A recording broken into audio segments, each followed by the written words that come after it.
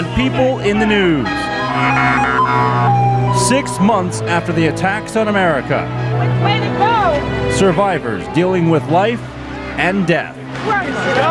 One of the first engine companies to arrive on the scene. We were 2 more floors up, we would have been dead. A New York City fire official who watched his boss and best friend walk into the jaws of danger. I kept trying to reach him and I got no response. A woman trapped under the rubble for 27 hours. I'm gonna see myself slowly dying. And a reunion with the rescuers who saved her life. Plus, new life in the face of death. The brave women who lost their husbands struggling to raise children after 9/11. The hardest thing about this is that he isn't here for his children. Their stories now on People in the News.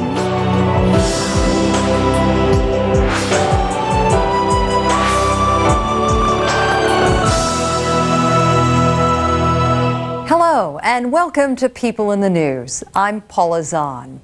It is a date etched deeply in the country's memory. September 11th, a day that divided our experience into life before the terrorist attacks and life after. Monday marks 6 months since that dark day. So in this hour, we take a special look at a few of the heroes and survivors and how they are getting on with their lives today. We begin with CNN correspondent Gary Tuchman.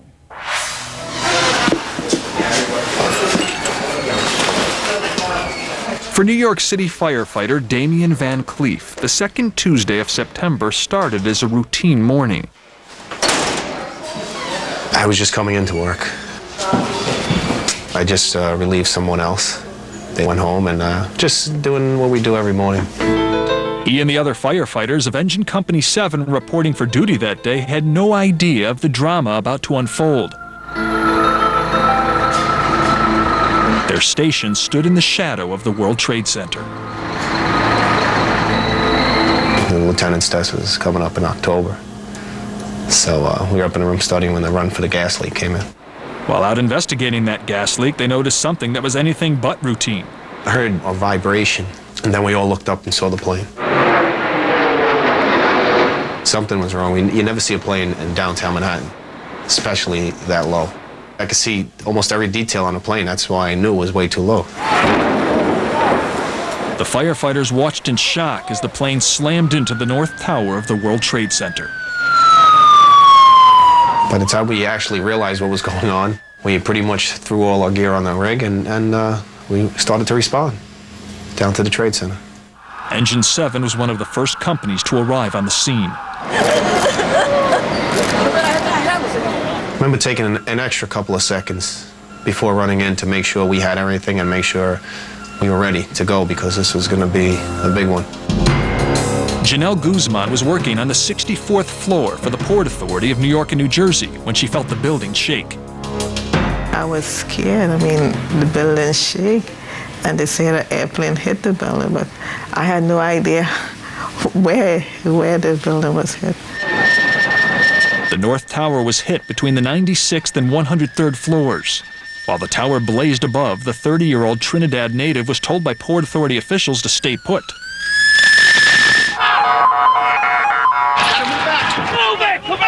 Watching the horrific scene from Fire Department headquarters across the East River in Brooklyn, New York City Fire Chief Pete Gansey and his right-hand man, Steve Mosiello.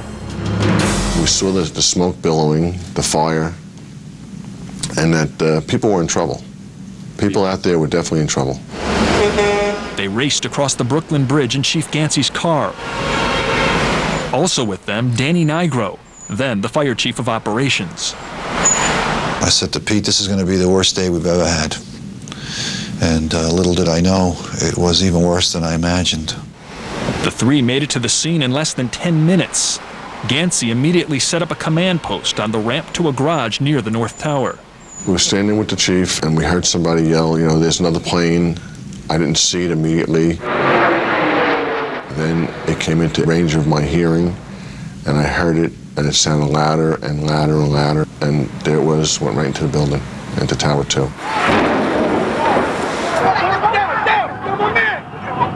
Now we have a real problem on our hands. We have 2 buildings hit by planes, thousands and thousands of people trapped. One of those still trapped inside the North Tower, Janelle Guzman. She was making frantic calls for advice on what to do. I started crying and made phone calls to my family and stuff, and I told them, okay, I'm just waiting on instruction to get out. And I told my boyfriend, I said, well, I'm leaving. So I told her, you know what, just meet me outside Century 21, that's across the street from the World Trade Center. And I left. Moments later, Guzman tried to call again. She got his cell phone voicemail and left this final message. Honey, I'm still inside of the building. I don't know. We have to wait until somebody come and get us out. Okay? I'll try and call you back again. Bye. I love you. End of message. Downstairs, the men of Engine 7 had arrived to a scene of horror. It was just all burnt. Everything was burnt. There were people on fire. That we literally put them out, but we had to leave. We had to go head up. I mean, they were just, I don't know, everything was just burnt. They began making their way up the stairs of the North Tower with other firefighters. Then the unthinkable. While we were operating up on the 21st floor, you know, there was a sick vibration. That vibration was the South Tower collapsing next door. After that vibration, and it seemed like it was just something that wasn't right. And eventually I heard the order to vacate, to back out, to evacuate the building. Outside, in the chaos of the South Tower's collapse, Chief Gansey and his executive assistant, Steve Mosiello, had somehow managed to escape. And we all retreated into the basement of 2 World Financial. The basement was full of dust. You couldn't breathe. We couldn't find a way to get out. Everybody who was in there, we finally found a staircase, and we all got out. When all of the people came out of the basement of the World Financial Center, out of the parking garage, and Pete sent everyone north to put a command post in a safe location, a safer location. That moment would forever haunt Steve Mosiello. Pete Gansey had sent him away and then walked into danger. This specific day, I felt I should be as close to him as possible because there was a lot going on. Just moments after Chief Gansey radioed Mosiello his location, the North Tower fell.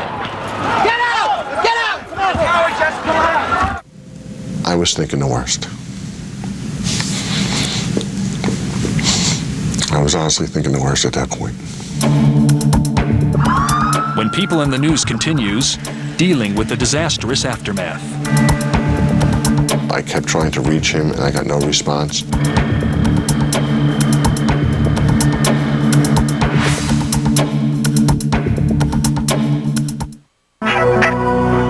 It's almost 200,000 people in over 40 countries, working as one.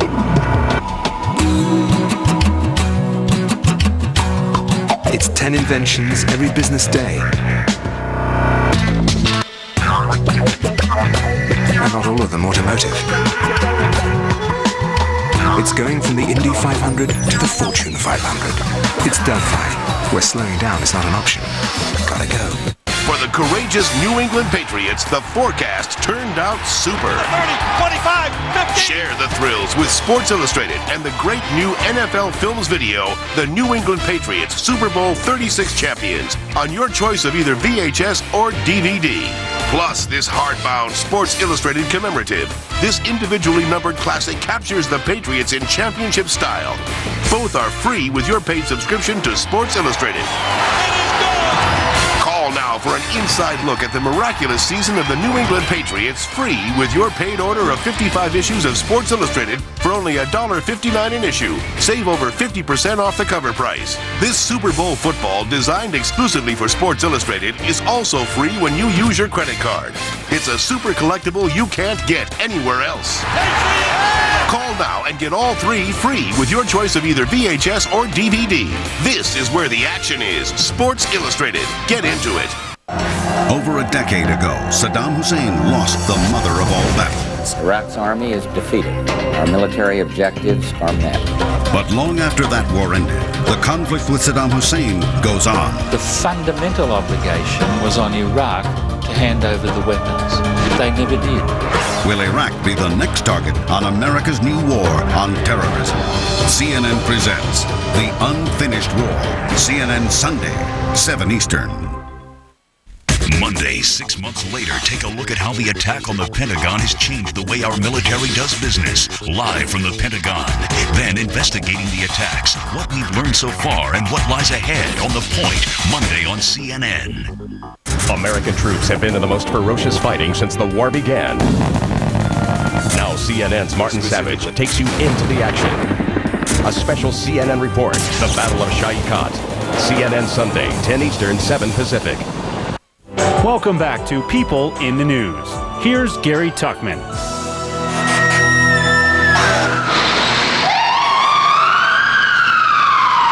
Engine 7 was one of the first companies to arrive on the scene. Some of the firefighters had made it up as far as the 31st floor of the North Tower, the first tower hit in the terrorist attack. When the South Tower collapsed next door, the order came to evacuate. We just got to the lobby, and there was no one there. It looked like the end of the world. Janelle Guzman, a 30-year-old mother and administrative assistant for the Port Authority, was not far behind. After waiting for almost an hour, she decided to make her way down from her office on the 64th floor, down to her boyfriend waiting for her outside. Only 13 flights to go. It was like, boom, that was it. We felt everything, and when we fell to the ground, and then everything started crumbling faster and heavier. So were you there when the second building collapsed? I saw the antenna actually coming down. You thought she was dead? Definitely. Coordinating the rescue efforts outside, the highest-ranking uniformed officer of the fire department, Chief Peter Gansey, 3 decades on the force, father of 3. Pete Gansey was not only Steve Mosiello's boss, he was his best friend. It was a marriage. I didn't want to make my mom jealous or anything, but it definitely was. He spent more time with my father than we did. Gansey had helped Mosiello find a home in his neighborhood right across the street. The two worked in each other's houses. They played golf together. The usual bet, a dime a hole. Their days often began hours before sunup.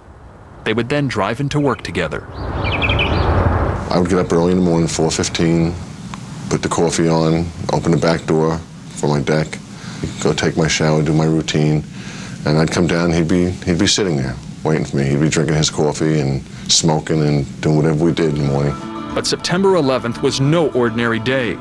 Chief Gansey wasn't even scheduled to work that morning. He had been called for jury duty.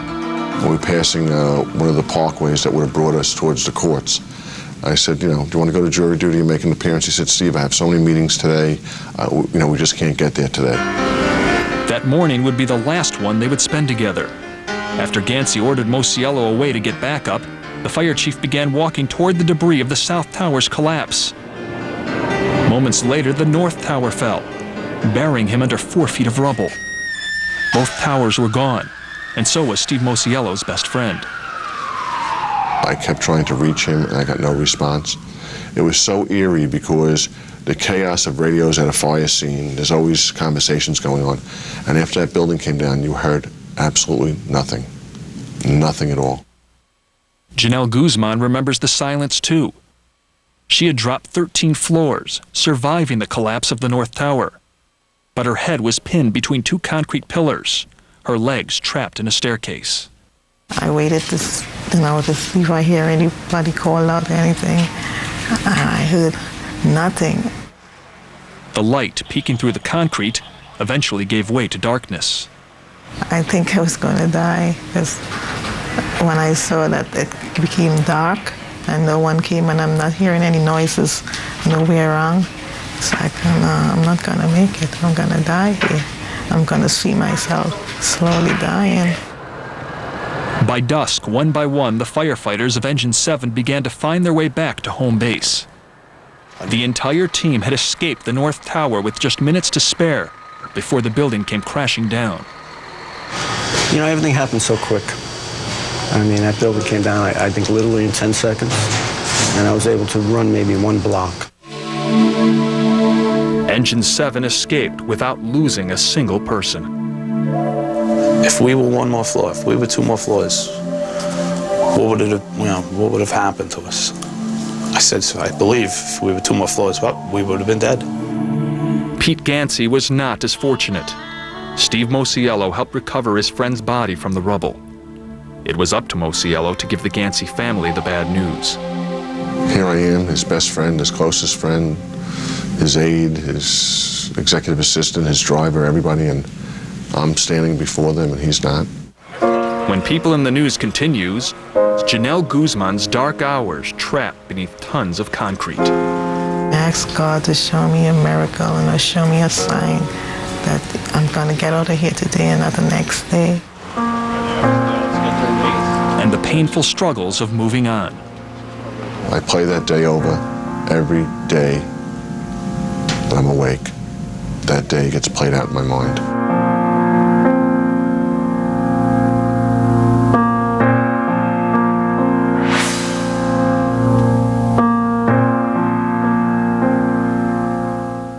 Hi, Billy Mays here for OxyClean, the stain specialist. Activate the stain removing power by adding warm water. Use OxyClean in a solution to take out spots and stains. It even takes grape juice out of your favorite cotton shirt. Chlorine bleach can damage your clothes. With just 1 splash, you can ruin a pair of jeans. OxyClean is odor-free and safe on your colored fabrics. OxyClean, the stain specialist. Use OxyClean on carpeting. It eliminates red wine, pet stains, and neutralizes odors. Iodine, coffee, red wine, on the clothes and in the water. Add OxyClean. It removes the stains without the damaging effects of chlorine. Call now and you'll get a whopping 4-pound bucket of OxyClean, the squirt bottle and the super chamois, not $20, only $9.99. Here's how to order. Call to order the 4-pound bucket of OxyClean for only $9.99. You'll also get the squirt bottle and the super chamois with your order. Call 1-800-818-9696. Call now. We get it first. We get it right. And more often, we're the only ones who get it. Every day, every night, everywhere, you can depend on CNN to see what happens next. Get the news and latest developments from Washington, D.C. with John King. Another reason why you can depend on CNN.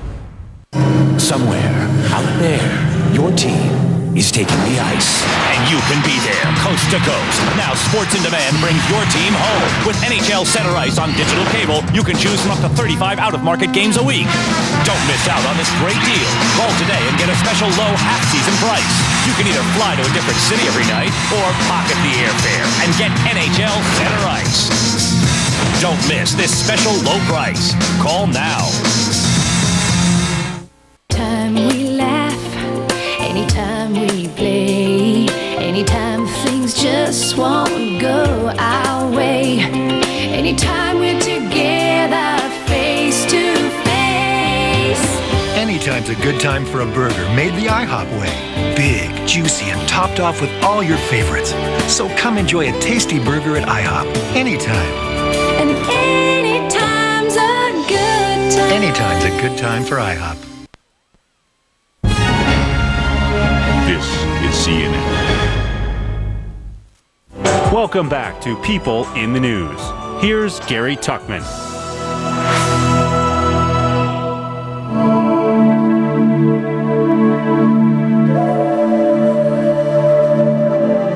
The morning after, smoke billowed from the site that used to be the World Trade Center. The haggard firemen of Engine 7 joined in the arduous round-the-clock dig for victims. Trapped under tons of debris, Janelle Guzman had all but given up. She prayed and drifted in and out of sleep. The next day, after I woke up and I started to pray again, I asked God to show me a miracle and to show me a sign that I'm going to get out of here today and not the next day. And it so happened that I heard noises like people moving stuff. And I yelled out and someone answered back. 27 hours after the North Tower's collapse, Guzman made contact with rescuers. And then I took a piece of concrete and I knocked the stair above me. And then they heard the knocking and then they started to come closer. And then I put my hands through a little crack in the ceiling, like in the wall.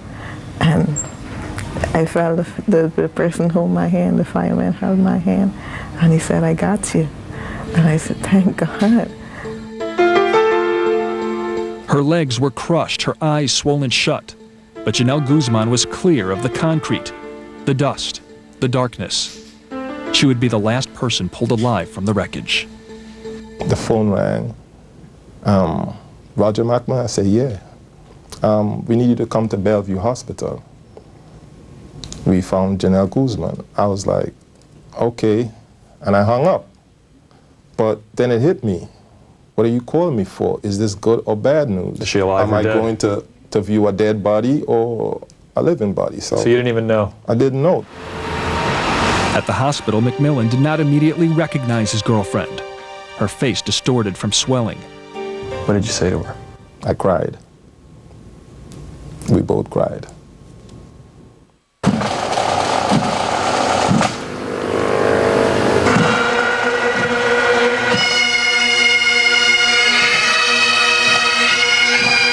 On the Saturday following the attacks, the New York City Fire Department and the Ganseys laid the head of their family to rest.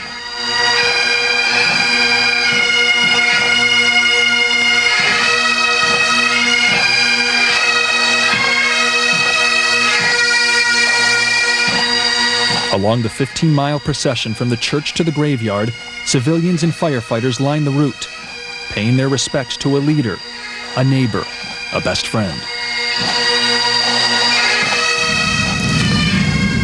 I miss him. I miss him a lot. We were close. You know, I told his wife, I said, you know, you'll never understand this, but Pete and I loved each other. We never said it, but we just had that feeling for each other that men get, and we were real close. Wasn't anything we wouldn't do for each other. So I need a bus for a removal. Several of Engine 7's firefighters used to report daily to Ground Zero to help in the grim recovery effort. What goes through my mind is who is this? Who could this be, you know?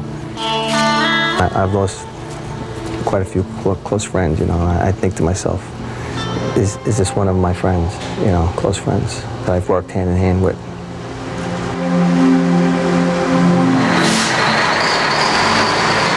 The usual bravado of the fire station is replaced, at least to some degree, by another feeling. I feel guilty every day, every morning. I always feel guilty about it. I don't know why. I guess that's part of surviving something like that. I saw people I've walked past, people I worked with, going in, coming out, stood next to people that are no longer here. Survivor guilt is when you take on more responsibility than, or you think you have more control than you have. Oftentimes the person will feel that he didn't do enough, or that he did something wrong, or he had some ability to change the course of events. Engine 7's nickname used to be the Magnificent Seven. After September 11th, someone wrote a new moniker on one of the fire trucks, Lucky 7. Right now I don't feel lucky. I mean, that day, I think somebody jumped up there and wrote that as, you know, as the way we felt that evening. But every day since then, don't It's a great thing for a 7 engine, but the department wasn't lucky that day. Though Janelle Guzman fell from the 13th floor, she does feel lucky. It's just like, it's so amazing, you know, to be here, sitting here, not in a hospital bed, coming to the gym. It's a great feeling. After 3 surgeries and 5 weeks in the hospital, Guzman continues to heal. Push up. Though she'll require a brace to walk, she presses on with a grueling physical therapy regimen. Does it hurt? Yes, it does. It do hurt, especially the stretches. It does hurt. The trauma behind her, Janelle has an eye towards the future. Before this all happened to you, what were a couple of your hobbies? Dancing. I used to go a lot of parties. And She hopes to dance again with Roger at their wedding in July. I'm just so thankful to be here that I can see my life in a completely different direction. I just want to have a family, be close to my family, and, you know, just give praise and thanks for this being here. Chief Gansey's family struggles to heal. In their sorrow, solace in a heroic legacy. What I want my father here to spend time with, to talk to, of course, you know, but he played his part that day. He was a true hero. It's not that many times you can go around and say that your father is a real all-American hero. Steve Mosiello is doing his best to cope. Though he now drives alone to the fire department, he still gets up at 4:15. He still puts on the coffee, and he still unlocks his door. There was no time I don't look over at his house and think about him, think about his family. And that's day in and day out, every day. It's getting easier. I'm sure it's getting easier for them, but it will never, ever be easy. Pete Gansey was just one of the 343 firefighters lost on September 11th. The attacks affected the entire firefighting community. Rescuers from around the country converged on New York to pitch in.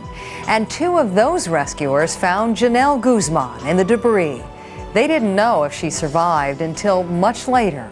The story of their reunion when People in the News returns.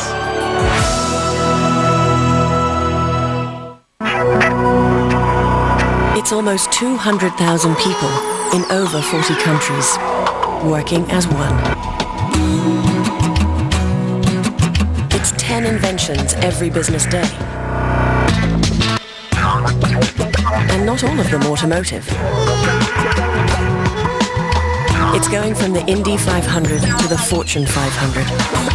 It's Delphi, where slowing down is not an option. Gotta go.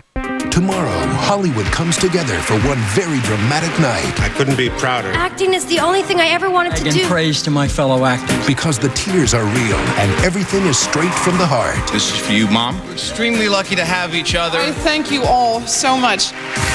The 8th Annual Screen Actors Guild Awards, where the biggest stars of film and television honor their favorite stars.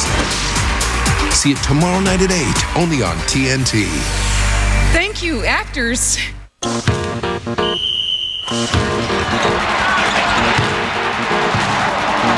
Log on to CNNSI.com and enter the Men's 64 Hoops Bracket Challenge for a chance to win $1 million. That's right, $1 million. And all you have to do is pick all of the winning college basketball teams in this year's tournament. CNNSI.com Men's 64 Hoops Bracket Challenge. Log on and play, because it's never too early to start planning your retirement. Now for teachers and students, CNN Student News. CNN Student News is on air, featuring news, current events, and in-depth specials. CNN Student News is online, using the power of the internet to enhance the learning experience. CNN Student News is hands-on, providing free teaching materials that spark interest and awareness in students. CNN Student News, on air, online, and hands-on. Teachers, enroll today. We want to be challenging. We want to be risk takers. Not risk takers with the journalism, but risk taking in how we present it. give me a really different and interesting way to tell the story. Who's the character of the story? Who connects the story to the viewer's life? It's not enough to have a great story. We can all come up with great stories. We have to be great storytellers. 6 months later, and how the world has changed. I'm Paula Zahn. A very special American morning remembering 9/11. Images you've never seen, the people you'll never forget. It's all here Monday at 7 a.m. Eastern. Now back to People in the News with Paula Zahn. Welcome back to People in the News. We continue with stories of survival 6 months after the attacks of September 11th. You just heard the story of Janelle Guzman, the last person pulled alive from the wreckage of the World Trade Center. For months, she didn't even know who rescued her from the rubble. Here again, Gary Tuckman.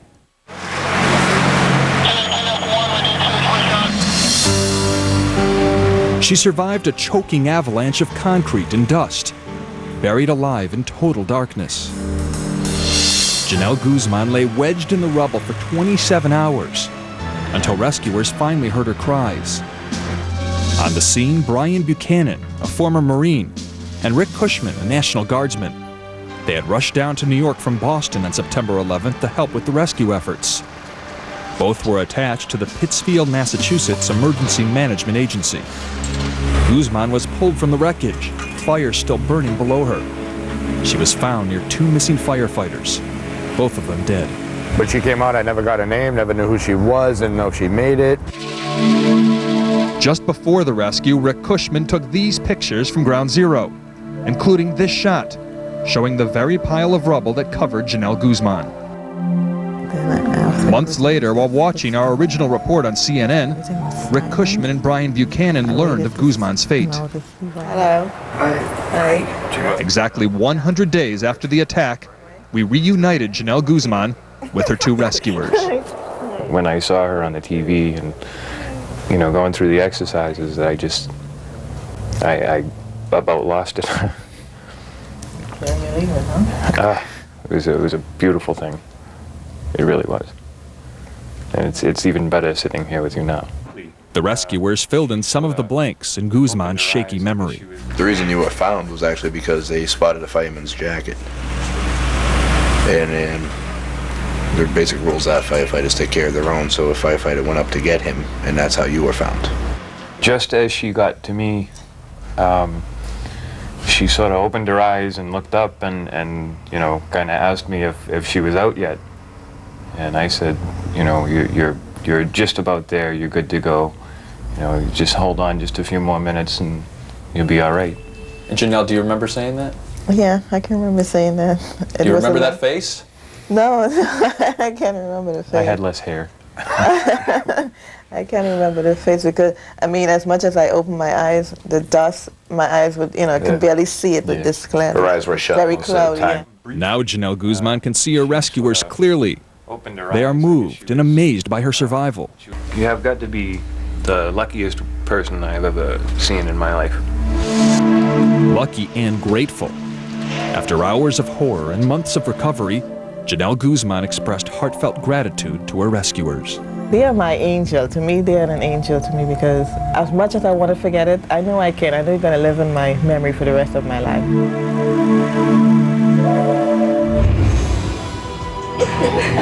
Coming up, after the attacks on America, raising new babies born after 9/11. Mothers coping in the wake of tragedy. When People in the News continues. The kids are fine. Why are you always so anxious? Dad, you're always so tense. Are you mad at me? Honey, you can't keep losing sleep. It makes you so irritable. You worry constantly. Can't we have a relaxing dinner anymore? Chronic anxiety can affect your relationships, your work, your life. If you're one of the millions of people who live with uncontrollable worry, anxiety, and several of these symptoms for 6 months or more, you could be suffering from generalized anxiety disorder, and a chemical imbalance could be to blame. Paxil, the most prescribed medication of its kind for generalized anxiety, works to correct this imbalance. Prescription Paxil is not for everyone. Tell your doctor what medicines you're taking. People taking MAOIs or thiaridazine should not take Paxil. Side effects may include decreased appetite, dry mouth, sweating, nausea, constipation, sexual side effects, tremor, fatigue, or sleepiness. With the help of Paxil, you can see someone you haven't seen in a while. Yourself. Hey, I remember you.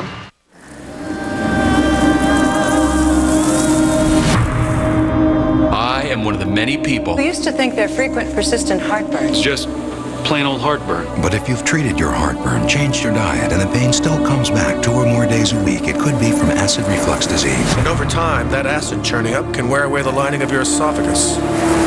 I didn't know. I didn't know. I didn't know. Today, there's a purple pill called Nexium from the makers of Prilosec. For many people, 1 prescription Nexium a day means complete 24-hour. day and night heartburn relief.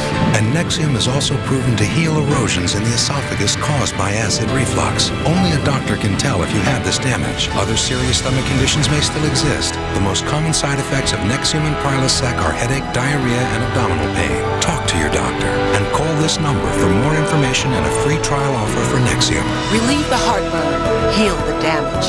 It's possible with today's purple pill called Nexium. We get it first. We get it right.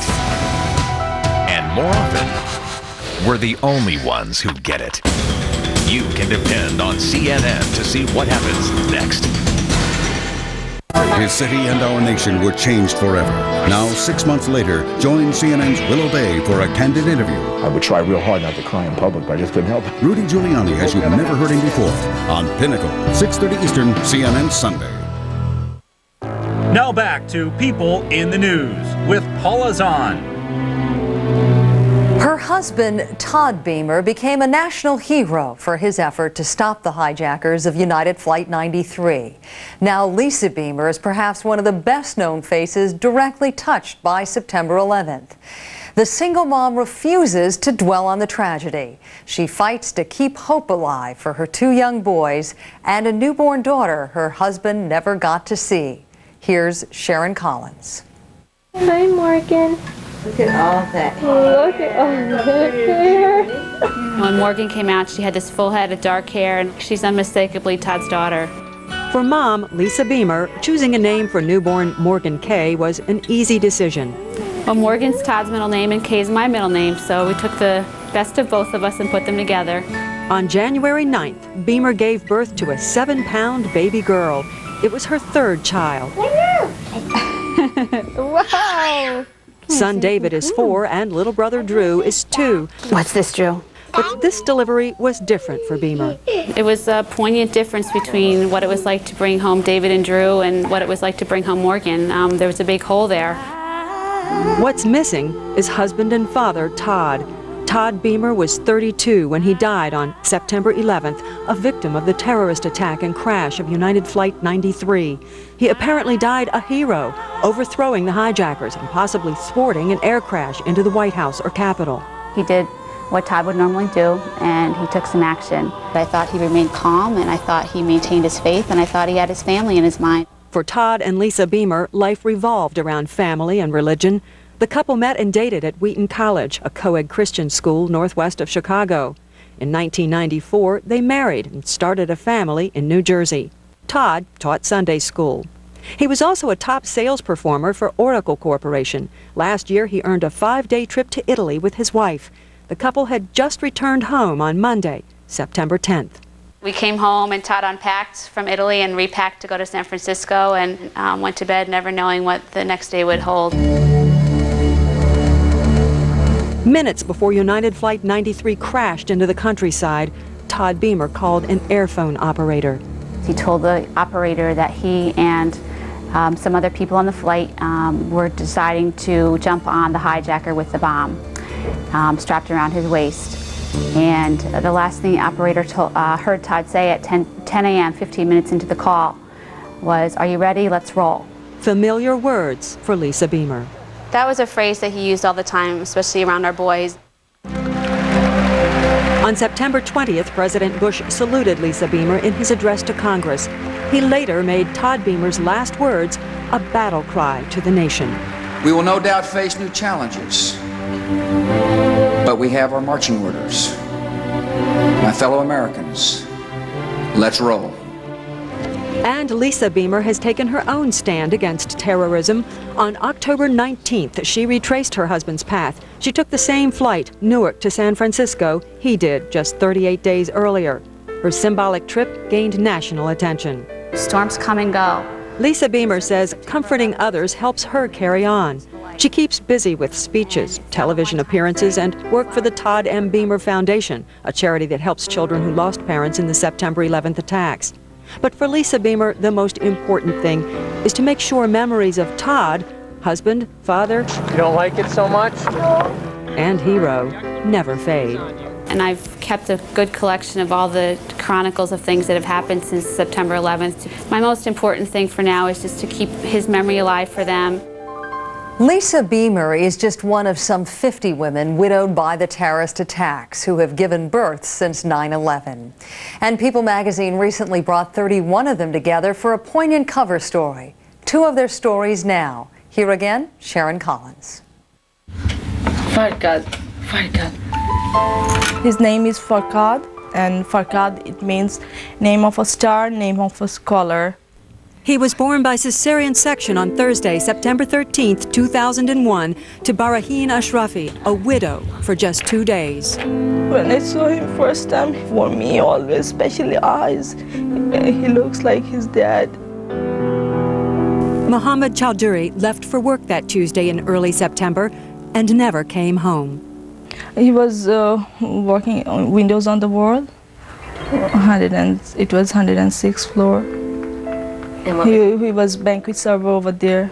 Though he had a master's degree in physics from his native Bangladesh, Mohammed put in long hours at the towering restaurant to provide for his wife and 6-year-old daughter, Fahina. That morning, we prayed together, and he kissed Fahina. Fahina was sleeping. It was 5 a.m. in the morning. It was a marriage arranged by their families 9 years ago, but for the 19-year-old bride, a true love slowly grew. It took time to get to know him, how is he, but for him he said that when first I saw your picture, I fall in love. So, for me it took time. I was so lucky to have somebody like him. Oh, be careful, Fahina. Life as a single parent has not been an easy adjustment. It's hard, but no choice. I'm trying to used to my normal life because I have 2 children. I have to raise up them by myself. The traditional garb that Barahin wears as a practicing Muslim has drawn some unwanted attention, making things even harder. When I started going out, the train, some people, there is hate look. When they were looking at me, hate look. No, I just ignored those. But when I went to Manhattan, some teens, they were teasing at me. That my heart was like, just realize, don't tease at me. Just realize that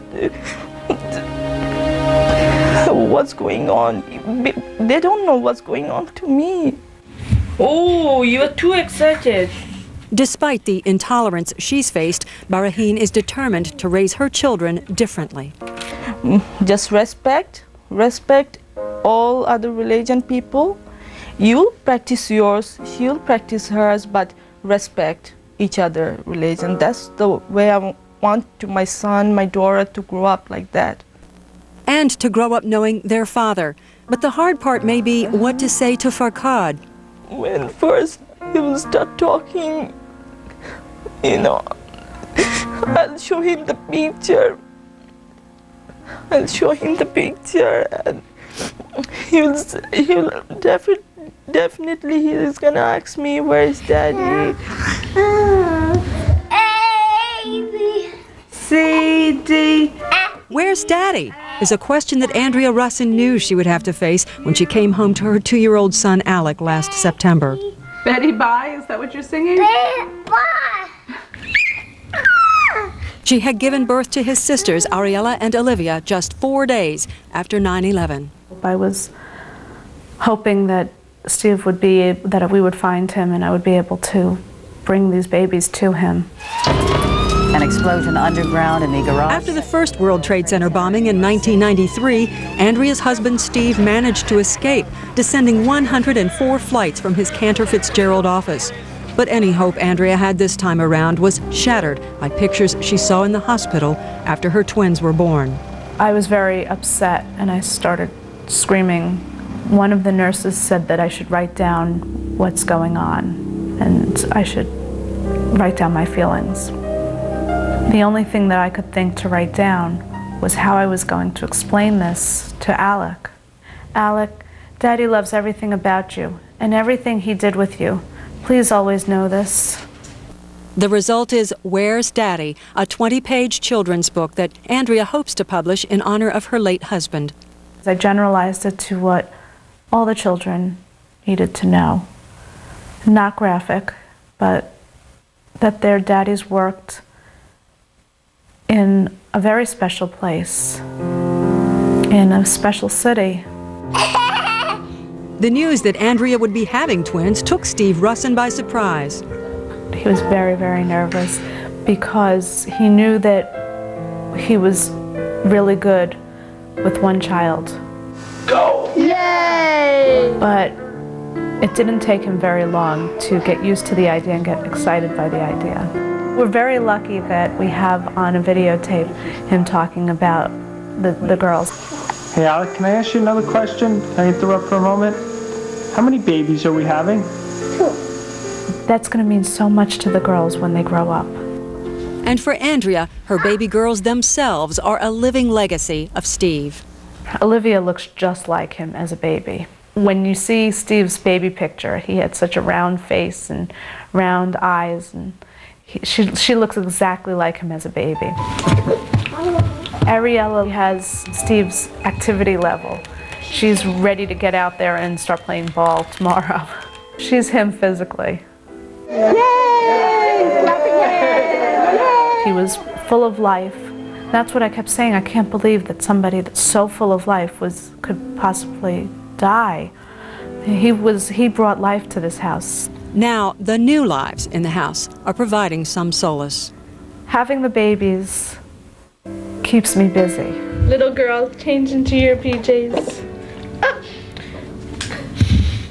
Many times it keeps my mind occupied so that I'm thinking about them and thinking about what needs to be done. And I'm distracted from what reality has given us. And on some days, it's very difficult not to have Steve here to help me raise these children.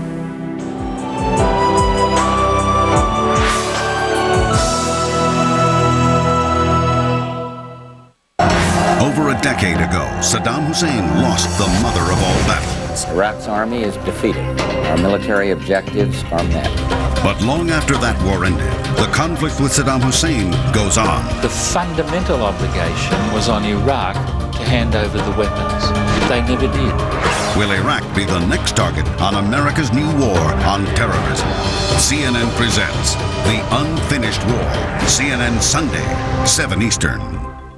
A good doctor is hard to find, and it might get a lot tougher. We'll show you why on Lou Dobbs Moneyline, Monday, 6 Eastern on CNN. Enter to win HGTV's Dream Home on the Chesapeake Bay in Maryland with fine home furnishings from Ethan Allen, plus an all-new Chevy Trailblazer. Also enter to win a local prize of a $500 Best Buy gift card. Enter at these local sponsors. Custom Windows and Remodeling in Lake Forest and Tompkins Flooring in Laguna Hills and Irvine.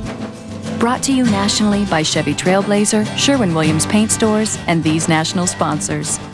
HGTV's Dream Home. Enter today. This is hockey made simple. One skill that players practice over and over is shooting. There are many different ways to shoot the puck. Most players love the big slap shot. This generates the most power, but not always the best accuracy. The wrist shot isn't as powerful, but is more controllable. Few players have a good backhand shot. Those that do, however, can catch a goalie by surprise. Brought to you locally by Steelhead Brewing Company in Irvine. Tired of spending nights alone? Of friends fixing you up on dead-end dates? Are the cards of love stacked against you? Then pick up the phone and call the MatchLink Singles Network. It's safe, confidential, free to enroll, and you don't have to browse through hundreds of ads to be matched with someone you're compatible with. We've all had our fair share of jokers in the game of love, but with the MatchLink Singles Network, anyone can bring home a winner.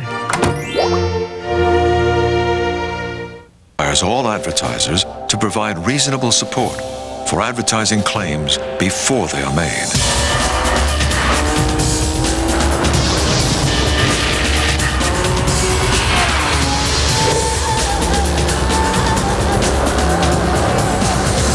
Was that reasonable enough? BMW, the ultimate driving machine. Drive one at your local BMW center. This is CNN.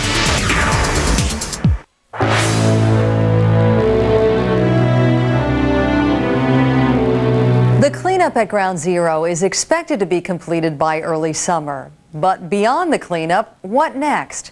Well, nearly everyone agrees that some kind of memorial needs to be included on the site. The debate is already being shaped by political, economic, and emotional pressures. A recent exhibit in New York City invited architects from all over the world to come up with their own ideas for rebuilding the future. Here are those visions and the people behind them.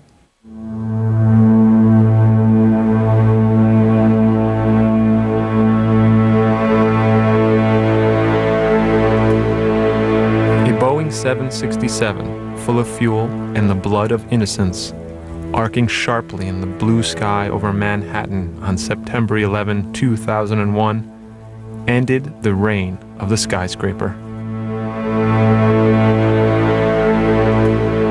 Destroying things is naturally much easier than synthesizing things. How can we as architects appeal to people's fascinations by building things? The show is a conceptual show. The ideas are not meant to be built because, first of all, there's no program. We don't know exactly what's going to be needed or permitted on the site, and there's no client.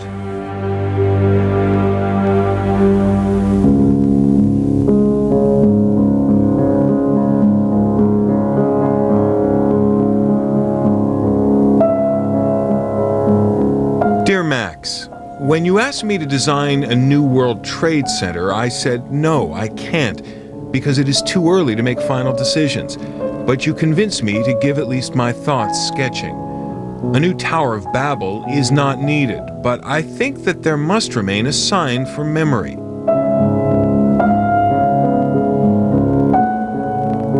Beauty is the word that kept staring me in the face. Beauty, a form of sublime beauty, I felt, is the only possible response that could begin the process of healing and also signal to the world the ability of creation to overcome death, destruction, and the evil acts of men.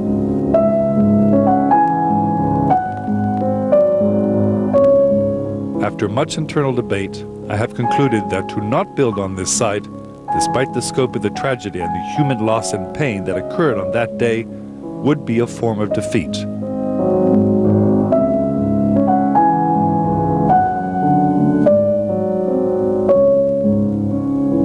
This proposal is an affirmation of life, the vitality of the city and of our country's most fundamental values. The exterior of the building is a changing and ever-flexible skin, reflecting the freedoms and the dynamic strength of America.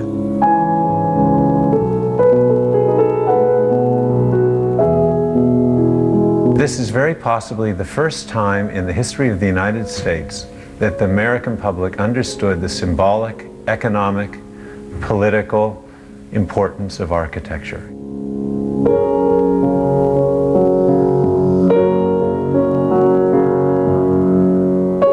The question is not which building to build to replace the shelters of the past, but which direction to take building for the future.